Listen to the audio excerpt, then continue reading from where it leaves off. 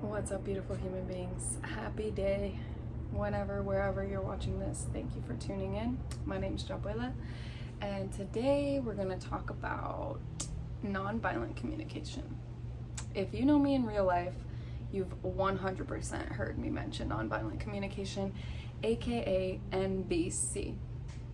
What does nonviolent communication mean? It's pretty intense how much of our language and programming is actually violent, and it takes a lot of time to unlearn it, but I promise it's the most rewarding shift you will make in your life. So, what is nonviolent communication? It is not demanding. It's making requests. It's not making assumptions. It's making observations. It's not making a judgment or an evaluation. It's simply observing things from a neutral, consequential place. Nothing is good or bad, but everything is consequential. Everything has consequences. So, when we ask ourselves, what are the consequences of my choices and my actions and my words, then we can better make a decision on what to say, what to do, where to direct our energy. And for a long time, people have been taught to be bossy. You need to do this. You have to do this. Mostly with ourself.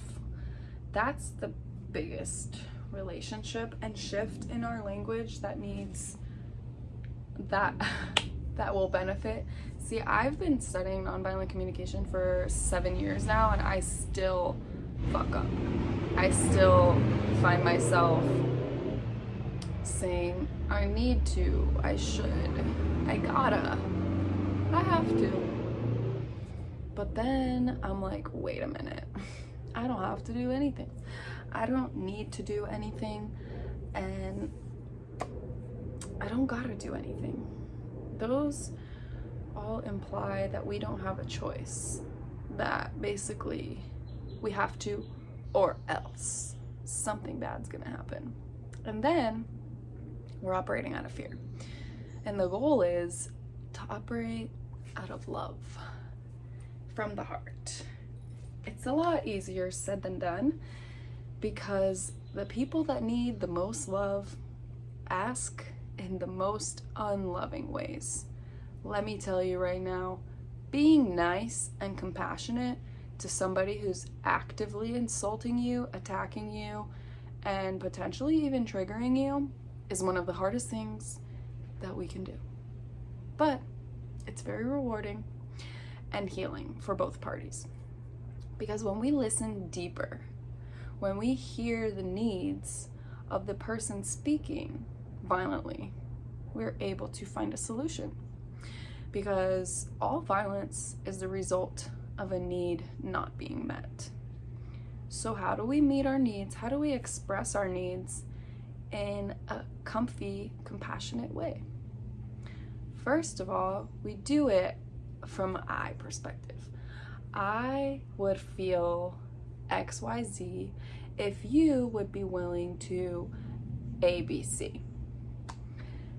It's a delicate dance, making requests, because we don't always get the answer we want, right? You might do everything compassionately and correctly according to the formula, and still somebody might say, no, I don't want to do that. And then it's up to us to remain calm, even though we didn't get what we want. Because our emotional energy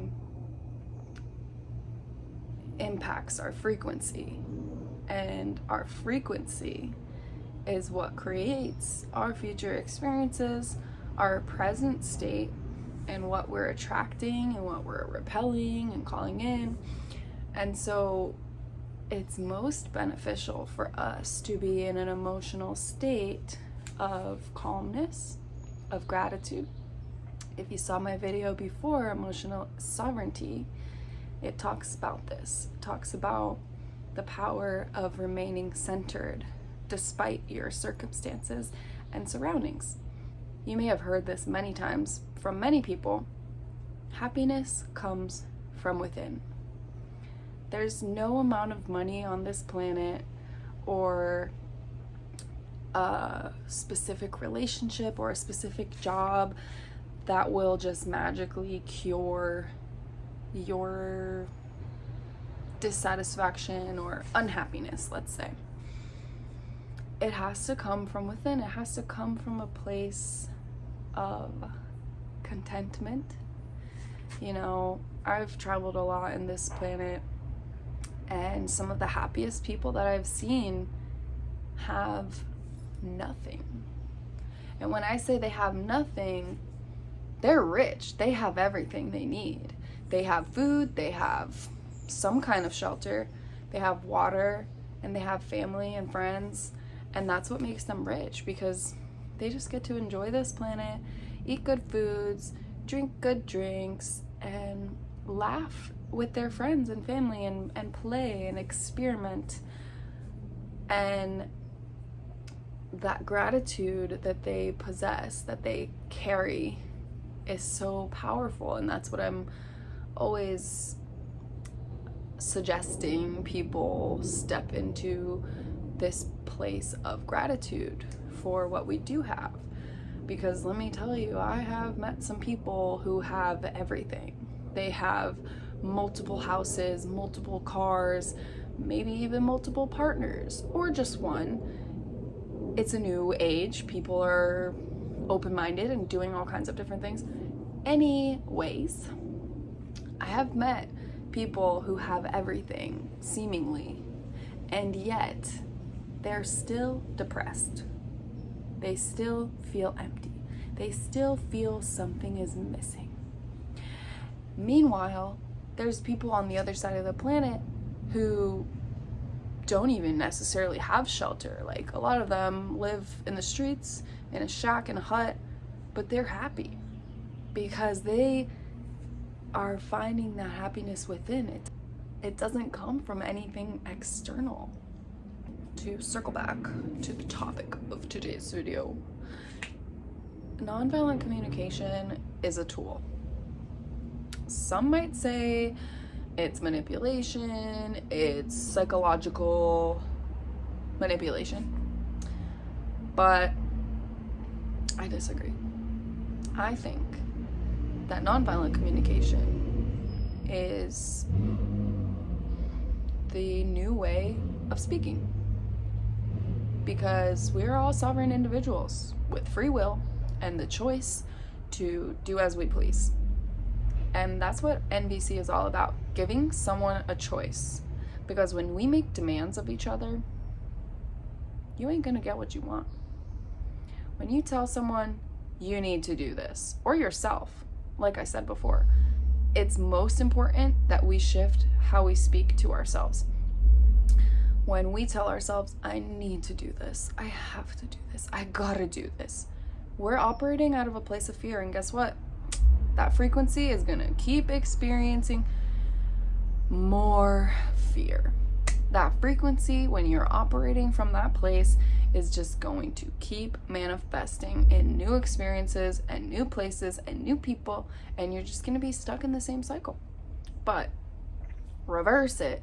If we come from a place of love and it's our choice and we are wanting to do this, we get out of our own way. And the universe is always conspiring in our favor. God is always trying to help us achieve our dreams, especially when our dreams align with God's purpose of uniting all of the children of earth. It's been prophesized for a long time. And there's a lot of false prophets out there trying to make money, trying to get rich quick. But like I said before, you can have all the money in the world and still feel hollow and broken. because material things are not what we need. Our souls feed off of love and empathy. So if you can find love for yourself, that's a great place to start.